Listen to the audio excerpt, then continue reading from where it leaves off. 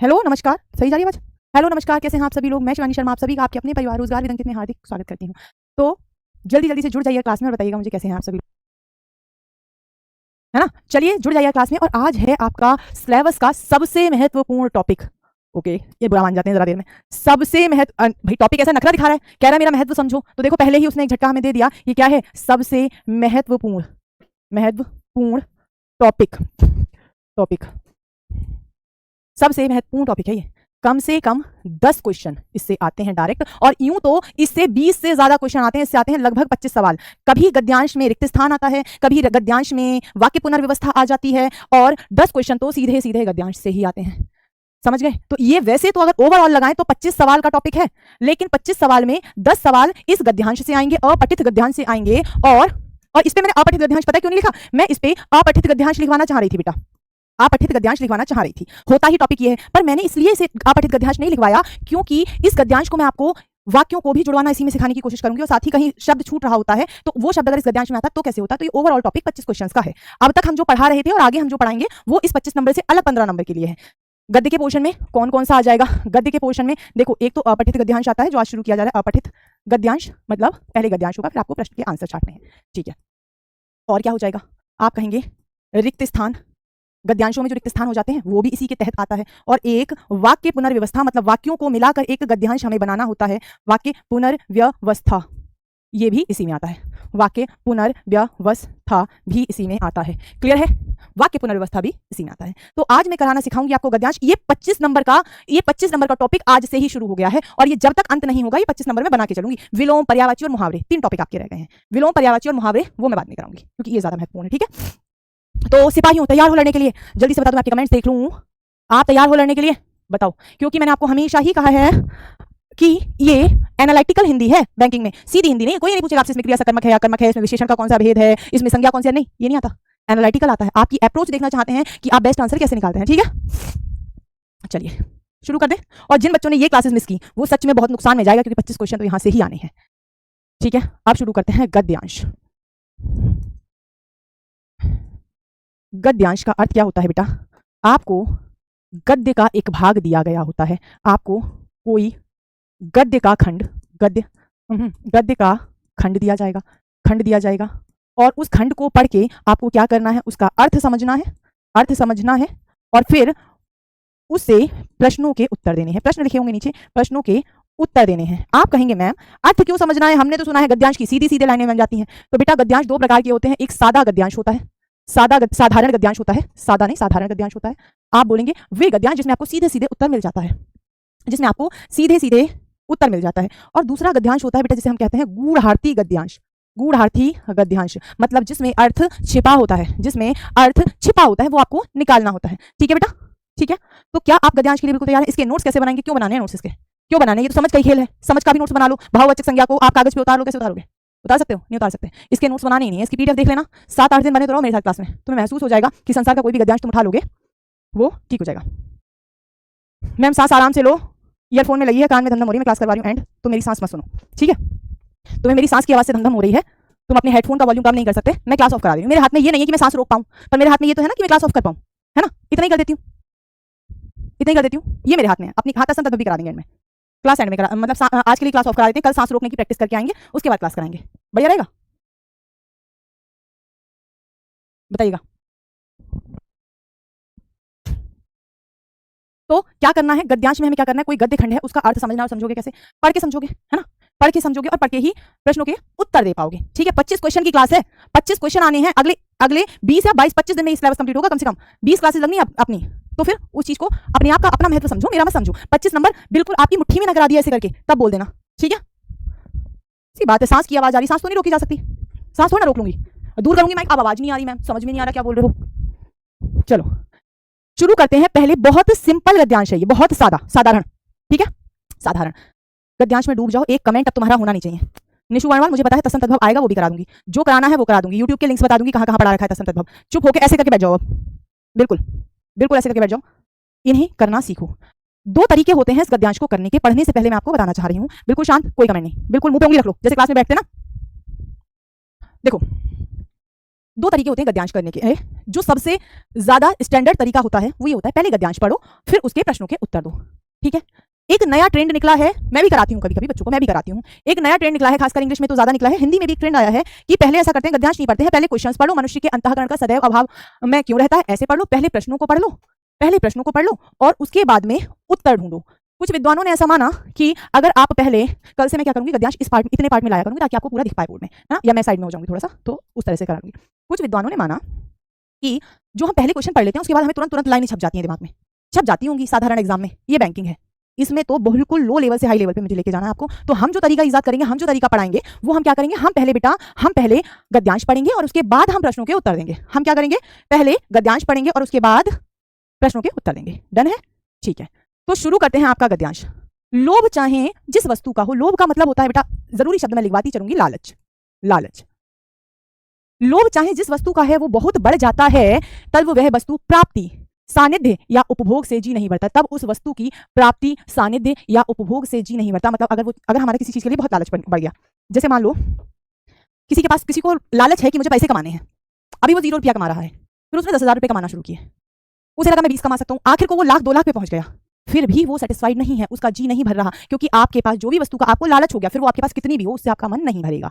जैसे आप ज्ञानियों की बात ही ले लो, अगर किसी को पढ़ने की आदत है, वो इंडिया के सर्वोच्च पद, मतलब पद तो नहीं कहना चाहिए, हम सर्वोच्च पद संवैधानिक पद की बात नहीं कर रही हूँ, सबसे कठिन एग्जाम यूपीएससी भी क्रैक करके आईएएस ऑफिसर भी बन जाएं, तो भी वो अपनी पढ़ाई नहीं छोड़ते, कोई ना कोई डिग्री उनकी चलती रहती है, मतलब उन्हें ज्ञान की प्यास हो गई, है ना। हालांकि वो अच्छा लोभ है ना, वो अच्छा लोभ है, लेकिन लोभ तो बुरा भी होता है। मान लो पैसे क्या लगे, अभी मुझे पैसे चाहिए, मैंने कमाना शुरू किया, 10 लाख से मन नहीं भरा, 20 लाख से मन नहीं भरा, है ना, तो यही है। तो उपभोग से, ये शब्द मैंने आपको बता दी, प्राप्ति मतलब मिल जाने से, सानिध्य मतलब समीप होने से, सानिध्य का मतलब क्या होता है, समीप होना या साथ होना, है ना, से या उपभोग का मतलब है यूज, जो आप बोलते हो यूज, साधारण भाषा में यूज बोलते हो, यूज से भी जी नहीं भरता, जी मतलब दिल नहीं भरता। मनुष्य चाहता है वह बार बार मिले या बारंबार मिलता रहे, कोई भी वस्तु, पैसा मिला एक बार, खर्च कर दिया और मिलना चाहिए, है ना। धन का लोभ जब रोग होकर चित्त में घर कर ले, धन का लोभ जब रोग होकर चित्त में घर कर ले, चित्त मतलब दिल में। अगर किसी को पैसे का लालच है और वो लालच एक बीमारी की तरह हो गया, जो निकल ही नहीं रही है, तब प्राप्ति होने पर और प्राप्ति की इच्छा बराबर बनी रहती है, तब प्राप्ति होने पर भी और प्राप्ति की इच्छा बनी रहती है कि कितना भी पैसा हो जाए किसी का दिल नहीं भरता। बताइएगा, ठीक है ना, यही लिखा है कि कितना भी पैसा मिल जाएगा उसकी इच्छा बनी रहेगी। आज मैं इतनी स्लो पेस में क्यों चल रही हूँ आपको पता है, क्योंकि गद्यांश का पहला दिन है, एक एक शब्द समझा के चल रही हूँ। प्राप्ति की इच्छा बराबर बनी रहती है, जिससे मनुष्य सदा आतुर मतलब हमेशा तैयार और प्राप्ति के आनंद से विमुख रहता है। मन कैसा रहता है, आतुर रहता है, आकुल होना चाहिए था, आतुर भी ठीक है, हमेशा तत्पर रहता है, आतुर रहता है, व्याकुल रहता है और प्राप्ति के आनंद से विमुख हो जाता है, और वो चीज हमें जो मिली है ना, उसका आनंद भी कम हो जाता है, क्योंकि हमें और चाहिए। अब तक हमारे पास मान लो मुझे 5 लाख रुपए चाहिए, 5 लाख रुपए मिल गए और मेरे मन में लालच आ गया कि 10 लाख चाहिए, तो इन 5 लाख से मेरा मन नहीं भरेगा, उससे मुझे कोई आनंद नहीं आएगा, तो क्या हो जाएगा, आनंद से विमुख रहता है। तो दिख नहीं रहा है क्या, दिख तो रहता शायद, विमुख रहता है, क्लियर है। जितना नहीं है, मैं थोड़ा सा साइड में हो जाती हूँ बेटा, जितना नहीं है उतने के पीछे जितना है, उतने से प्रसन्न होने को कभी अवसर नहीं मिलता। जितना नहीं है मतलब उतने के पीछे, ऐसे समझना है, जितना नहीं है उतने के पीछे मतलब जो पैसा नहीं है, जितना है उतने से प्रसन्न होने का उसे कभी अवसर ही नहीं मिलता। मतलब 10 लाख नहीं है, इस गम में 5 लाख है, इसकी खुशी में नहीं मना सकती, है ना। 10 लाख नहीं है, इस गम में 5 लाख होने की खुशी में नहीं मना सकती, ये वो वाला हिसाब हो गया। उसका सारा अंतःकरण सदा अभाव में रह जाता है। अंतःकरण का मतलब होता है आत्मा, एक तरह से आप कहोगे आंतरिक सुख कह सकते हो, हृदय कह सकते हो, हृदय ही कह सकते हो, इसको सिंपल भाषा में हृदय कह दोगे, हालांकि अंतःकरण का मतलब होता है हमारे यहाँ मन, अंतःकरण, ठीक है। बताइएगा, अभाव में रहता है, उसके लिए जो वह भी नहीं है, उसके लिए जो है वह भी नहीं है, उसे ये लगता है जो पैसा है वो भी हमारे पास नहीं है, मतलब ना के बराबर है। असंतोष अभाव कल्पना से उत्पन्न दुख है। ना, अभाव कल्पना का मतलब क्या है, ना होने की कल्पना। मान लो मैं आज ही रोने लगूं, अरे मेरे पास 10 लाख नहीं है, और 10 लाख ना होने की कल्पना मेरे अंदर क्या करेगी, असंतोष करेगी, मुझे चैन नहीं लेने देगी, मुझे संतोष नहीं। असंतोष का मतलब होता है मन में चैन ना होना, असंतोष का मतलब होता है मन में संतुष्टि ना होना, ठीक है। अभाव कल्पना से उत्पन्न दुख है। अतः जिस किसी में ये अभाव कल्पना स्वाभाविक हो जाती है, सुख से उसी का नाता दिन के अतः जिस किसी में ये अभाव कल्पना स्वाभाविक हो जाती है, सुख से उसका नाता सब दिन के लिए दूर हो जाता है। आपने एक बात देखी होगी, कुछ लोग कभी खुश नहीं होते, कहते हैं ना इसके लिए कुछ भी कर लो, ये खुशी नहीं होता। दैनिक जीवन में आपका कोई मित्र, साथी, बंधु इत्यादि जरूर होगा जिसके लिए आप सोचते हो अरे इसके लिए कुछ भी कर लो, ये आदमी खुश नहीं हो सकता। होता होगा। वो क्या है, उसके अंदर आदत हो गई खुश ना होने की, आदत हो गई, और वो आदत ही स्वाभाविकता कहलाती है। स्वाभाविक मतलब आदतन। अगर किसी के अंदर आदत ही हो गई कि वो ये सोच रहा है मेरे अंदर अभाव कल्पना है, मेरे पास ये चीज नहीं है, तो सुख से उसका नाता दिन भर के लिए टूट जाता है। मतलब दिन भर का मतलब यहाँ पे हमेशा के लिए टूट जाता है। उसने आदत कैसे बना ली, मेरे अंदर ये कमी है, इस चीज की आदत बनाएगा तो फिर क्या होगा, यही होगा, है ना। किसी को देखकर वो प्रसन्न होता है, मैंने तो बिल्कुल करीब से देखा है ऐसे इंसान को, ऐसे इंसान को जाने कितनों को, और ना उसे देखकर कोई प्रसन्न होता है। अब भैया एक बात बताओ, मैं तुमसे प्यार से बात करती हूँ, तुम मुझसे प्यार से बात करती हो, मैं तुमसे प्यार से बात नहीं करूंगी, तुम मुझसे प्यार से बात क्यों करोगे? एक लॉजिक है सीधे। न्यूटन का थर्ड नियम ऐसे ही नहीं बना है। In every action there is equal and opposite reaction. हर क्रिया की वैसी ही प्रतिक्रिया होती है। अगर हमें देखकर कोई नहीं मुस्कुराएगा तो हम उसे देख के कैसे मुस्कुरा सकते हैं? वो अलग बात है, हमें देखकर कोई मुस्कुरा रहा है तो कोई बहुत मनहूस ही इंसान होगा जो मुस्कुराते हुए चेहरे को देख के वापस में मुस्कुराना दे। होते हैं कुछ चेहरे, तो ना तो वो किसी को देखकर प्रसन्न हो रहा है ना फिर उसे देख के कौन प्रसन्न होगा? बताओ, सीधी बात है। आपने एक चीज देखी होगी, इसको मैं आपके दैनिक जीवन से कनेक्ट करती हूँ। आप कभी बस या पब्लिक ट्रांसपोर्ट में गए, है ना? पब्लिक ट्रांसपोर्ट में गए होंगे, वहां आपने देखा होगा आप चुपचाप खड़े हैं, एक महिला और है वो भी चुपचाप खड़ी है। बिल्कुल 2 घंटे का सफर है, 1 घंटा 40 मिनट बीत चुका है, ना आपने उनकी तरफ देखा ठीक से ना उनकी तरफ, बल्कि आप उनकी तरफ ये देख रहे हैं कि जरा सी जगह नहीं दे सकती मुझे। वो देख रही है, देखो औरत खड़ी है, जगह नहीं मिल रही है हमें। इस तरह की नेगेटिविटी चल रही है। इतने में उन महिला के हाथ में है एक छोटा सा बालक, छोटा सा बच्चा, उदाहरण से समझा रही हूँ, एक छोटा सा बच्चा, और उस बच्चे ने बिना कुछ सोचे समझे आपकी तरफ ऐसे करके दांत खिलखिला दिए। तो क्या करोगे? एक छोटा सा बच्चा है जो आपकी तरफ देख के मुस्कुरा गया, खिलखिला गया, है ना, या आपको ऐसे करके हाय कर दिया, तो क्या करोगे आप? ऐसे केस में क्या करोगे?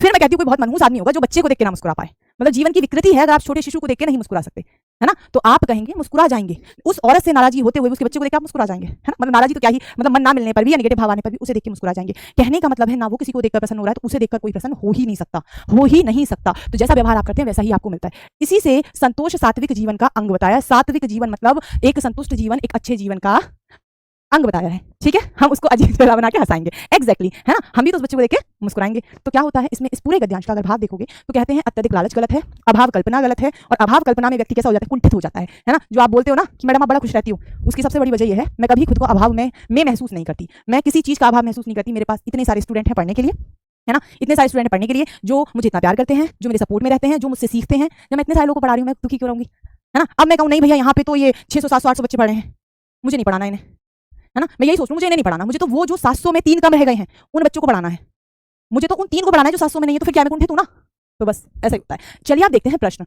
मनुष्य का अंतःकरण सदैव अभाव में क्यों रहता है? वह सात्विक जीवन जीने लगता है। सात्विक जीवन जिएगा तो अभाव में नहीं रहेगा। एक आदत बना लेना, बहुत ही जरूरत पड़े तो गद्यांश को पलट के देखना, अगर जरूरत ना हो तो गद्यांश को इतने ध्यान से पढ़ लेना कि उसे उसके प्रश्नों के लिए दोबारा देखना ना पड़े। ठीक है, जितना है उतने से प्रसन्न होने का उसे कभी अवसर नहीं मिलता।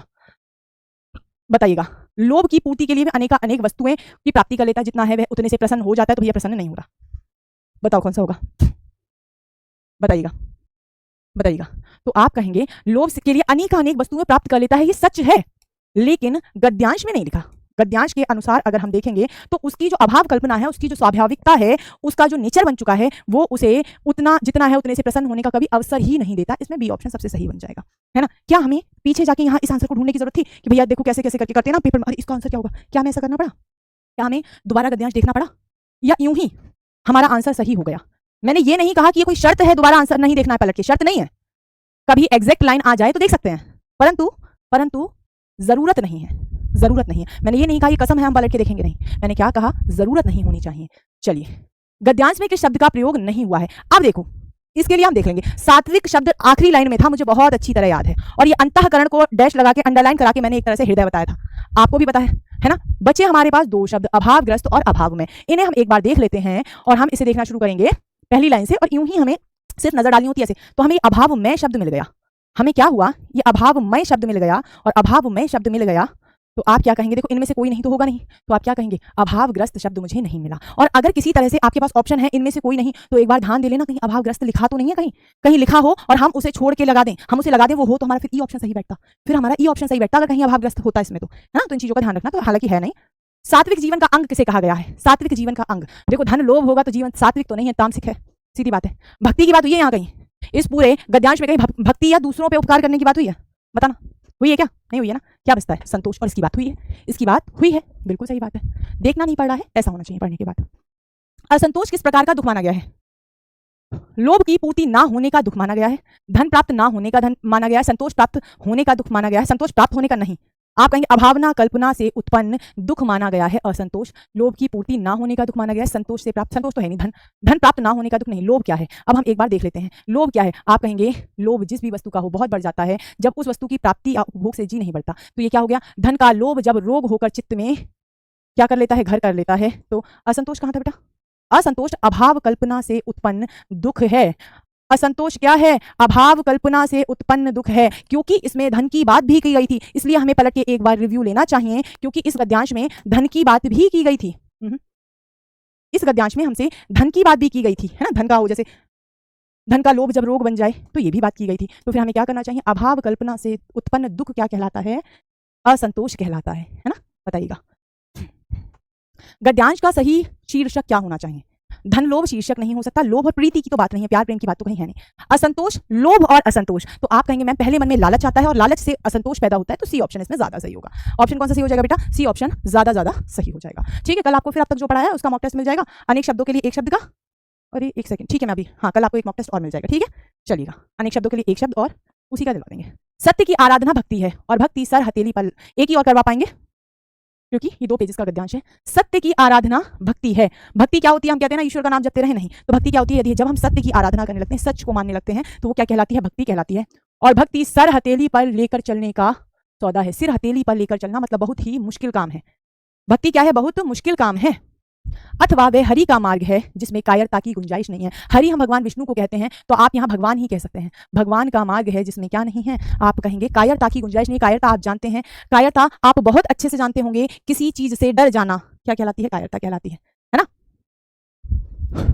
बताइएगा क्या कहलाती है, कायरता कहलाती है, जिसमें हार नाम की कोई चीज है ही नहीं, हार नाम की कोई चीज है ही नहीं, मतलब क्या है, भक्ति में कोई भी हार नाम की चीज नहीं है, ईश्वर भक्ति में कह सकते हैं, सत्य की भक्ति में। वह तो मर कर जीने का मंत्र है, मतलब ऐसा मंत्र कि जो आप मर भी रहे हैं, दुख में भी हैं, तभी आपका जीवन अच्छा चल रहा है, मरकर जीने का मंत्र है। सब बालक बड़े स्त्री पुरुष चलते फिरते उठते बैठते खाते पीते खेलते कूदते सारे काम करते हुए यह रटन लगाए रहें, मतलब रटन का मतलब लगातार कुछ ना कुछ रटते रहें, कहते रहें, रटन लगाए रहें, और ऐसा करते करते निर्दोष निद्रा लिया करें तो कितना अच्छा होगा, मतलब क्या अच्छा होगा कि भक्ति करते रहें, सत्य का रास्ता अपना लें। रटन लगाए रखने का मतलब यहाँ क्या है कि सभी बालक हैं, स्त्री पुरुष हैं, बूढ़े हैं, सब काम करते हुए क्या करें, सत्य का मार्ग अपनाएं, और ऐसे करते करते निर्दोष निद्रा लिया करें, मतलब जब सत्य का मार्ग अपनाएंगे तो कुछ गलत नहीं करेंगे, तो आराम से सो भी जाएंगे, लिया करें तो कितना अच्छा हो। ये सत्य रूपी परमेश्वर, सत्य है क्या, सत्य है अपने कर्मों को सही से करते रहना, है ना, और दूसरों की निंदा ना करना, बस यही तो है। ये सत्य रूपी परमेश्वर मेरे लिए रत्न चिंतामणि सिद्ध हुआ है। बेटा ये थोड़ा सा टफ है आपके लिए, हालांकि मैं ले आई इसे, पर ये टफ है, ये मैं आपको परसों कराऊंगी, पहले मैं थोड़े से गोलू वाले क्वेश्चन करा लूँ आपसे। टफ पड़ रहा है आपके लिए, मुझे भी पता है, मैं जानती हूँ ना, है ना, मैं जानती हूँ मेरे बच्चों के लिए क्या सही है। पहले गोलू वाले एक आध गद्यांश कर लें, है ना, वो वाला तो ठीक था, पहला वाला ठीक था, ये वाला थोड़ा टफ था, ये है आपकी स्लाइड में ही, इसे मैं कराऊंगी मंडे ट्यूसडे में, मंडे भी नहीं, मंडे में भी थोड़े गोलू वाले ही करेंगे। निर्दोष निद्रा का मतलब है किसी को बिना कष्ट पहुंचाए नींद लेना, तो उसे अभी रीता छोड़ देते हैं क्योंकि मुझे पता है ये आपको परेशान करेगा, अभी समझने में दिक्कत होगी। यहाँ थोड़े गोलू वाले गद्यांश करते हैं पहले, मतलब अभी पता क्या है, हमने पहला गद्यांश इस सीढ़ी का किया, दूसरा हमारा यहाँ पहुंच गया, ऐसे चलना है हमें, यहाँ डायरेक्ट नहीं पहुंचना है ना, तो ये वाला करो। बच्चों और खिलौनों का संबंध सदैव से रहा, इसमें तुम्हें मजा आ जाएगा, ठीक है, ये मैंने पिछले वाले उसमें भी कराया था, क्योंकि इस तरह के गद्यांशों में तो बहुत अच्छा लगता है। बच्चों और खिलौनों का संबंध सदैव से रहा है, सदैव से रहा है, आज भी है। हम आजकल के बच्चे वैसे कम खेल रहे हैं खिलौनों से, मोबाइल का ज्यादा प्रयोग करते हैं। हम यह भी कह सकते हैं कि खिलौनों के बिना हम बच्चों की दुनिया की कल्पना नहीं कर सकते, बिल्कुल नहीं कर सकते। खिलौनों के बिना अगर बच्चा बाजार में जाके मचला नहीं है टेडी बियर दिला दो तो क्या बच्चा, अगर बच्चा मॉल में लोटपोट नहीं हो गया कि मुझे ये कार चाहिए तो कैसा बच्चा, है ना, अगर बच्चे ने मेले में कम से कम 10-12 आंसू नहीं टपकाए कि इन्होंने मुझे डॉल सेट नहीं दिलाया तो किस प्रकार का बच्चा, सीधी बात है। आप कहेंगे दुनिया की कल्पना भी नहीं कर सकते, चाहे बच्चों को खिलौने खरीद कर दें या ना दें। क्या होता है, अभी मान जाओ विकेश मैंने अभी वो छुड़वाया है ना, रत्न चिंतामणि मैंने छुड़वाया है, तो उसे अभी छोड़ दो, मैं आपको अपने हिसाब से आगे बढ़ाकर ले जाऊंगी, ठीक है। अच्छा ठीक है, एक ही पैराग्राफ में एक साइड में पैराग्राफ टाइप करवा लिया करेंगे, क्वेश्चन टाइप करवा लिया करेंगे, नीचे करवा लिया करेंगे ना। चलो, चाहे हम बच्चों को खरीद कर दें या ना दें, बच्चे अपने किसी ना किसी चीज, चाहे वो टूटे फूटे डिब्बे हों या इसी तरह की अन्य सामग्री, खिलौनों की शक्ल दे देते हैं। और इसका उदाहरण बताऊं, आप घर का कितना भी टूटा फूटा सामान हो, क्या आपने घर के सामान से चीजें नहीं बनाई है, क्या आपने नहीं खेला है, क्या आपने डिब्बे की ढोलक बजाई नहीं है, बताओ, क्या आपने डिब्बे को ढोलक की तरह नहीं बजाया है, बताओ, क्या आपने कच्ची मिट्टी से छोटा सा चूल्हा नहीं बनाया है ना, क्या आपने दिए को कढ़ाई की तरह प्रयोग नहीं किया है, बताओ बताओ बताओ बताओ बताओ, किया है या नहीं किया है।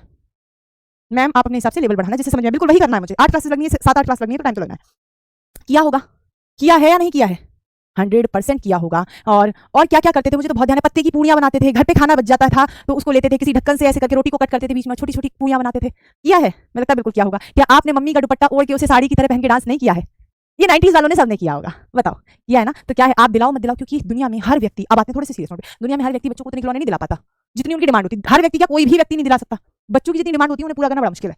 फिर क्या होता है, तो बच्चे अपने आप खिलौने बना लेते हैं, तकिए का बाबू बनाया है ना, क्योंकि माँ का अनुसरण करता है बच्चा, तो तकिए का छोटा सा बच्चा बना के खिलाया है ना, गुड़िया को दुल्हन बनाया है, ये सब तो हमने करता है, मीठा चावल बनाया, बिल्कुल बिल्कुल। तो बच्चे क्या करेंगे, घर की सामग्री से भी खिलौनों की शक्ल दे देंगे, रुमाल मोड़ के गुड़िया की तकिया बना देते थे, है ना, वेरी वेरी गुड।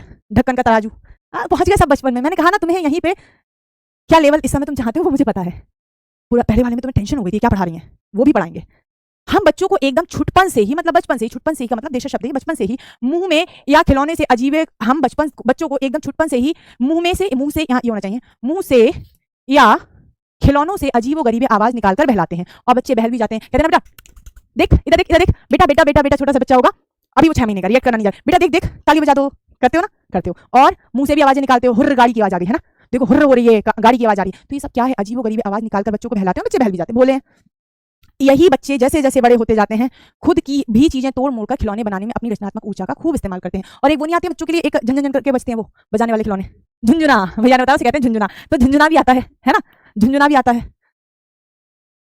हाँ जी, ऐसे आराम से समझ में आ जाएगा, या अभी तुम थोड़े दिन बाद इनको देख के ऐसे ही कर लोगे, ठीक है।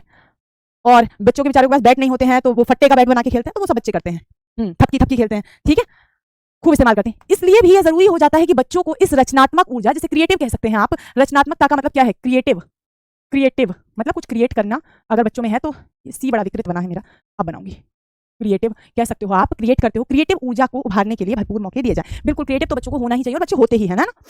हाँ बिल्कुल, बहुत बढ़िया, बिल्कुल बिल्कुल। पहले हम गौर करें कि बच्चे अपने रोजमर्रा के जीवन में कौन कौन सी चीजें बताते हैं। देखो पहले के बच्चे में और आज के बच्चों में बहुत अंतर है।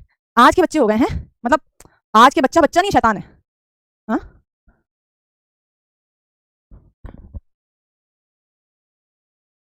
बताइएगा।